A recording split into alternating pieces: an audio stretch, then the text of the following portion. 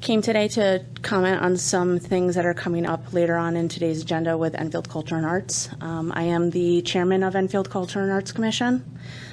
I've given my time to Enfield Culture and Arts Commission for over 8 years, starting off as a volunteer and eventually being elected as chairman of the commission. I've held my head high, putting transparency, ethics, and our community first. My leadership in this commission has led us to writing and establishing our own mini grant.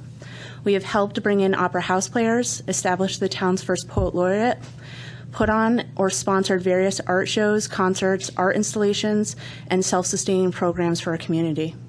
This all goes towards our support and dedication to the residents of Enfield and towards sustainable CT, which allows for the town to apply for grants. We as a commission have asked for support and transparency with our council liaison and town manager. Only once did we receive a heads up for clarity before an action was taken. Unfortunately, that first time was today at 2 p.m. Commission members who inquired about our reserve funding of $30,000 being revoked were met with a condescending public scolding. Let me be clear.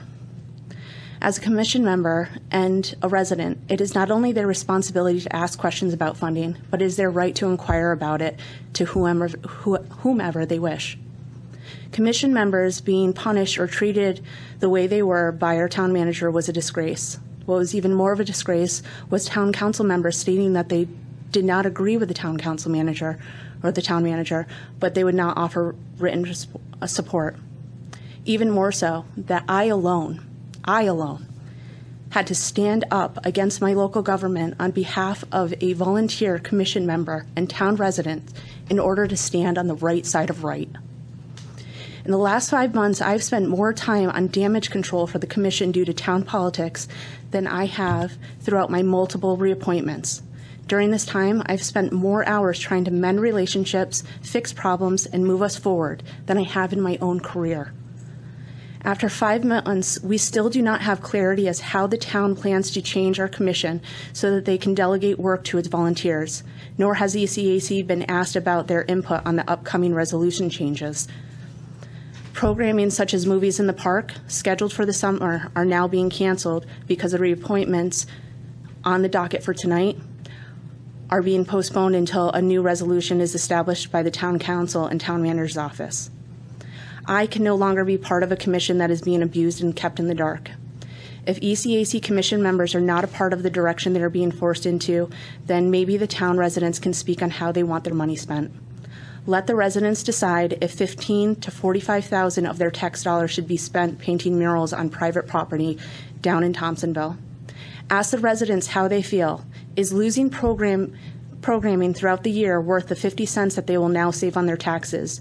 Yet rumors of the town being able to afford giving employees over $1,000 in bonuses still circulates. This and so many other issues that I have not had the time or energy to rehash right now has led to the mass exodus of a group of volunteers. A group who has dedicated their time, their passion, and their energy to Enfield Culture and Arts for the last decade. With this said, I'm submitting the rescinded request of appointment to ECAC by Renee Morissette Parita as a new member. I'm submitting the rescinded request of reappointment to ECAC by Damon Patnow as member and treasurer.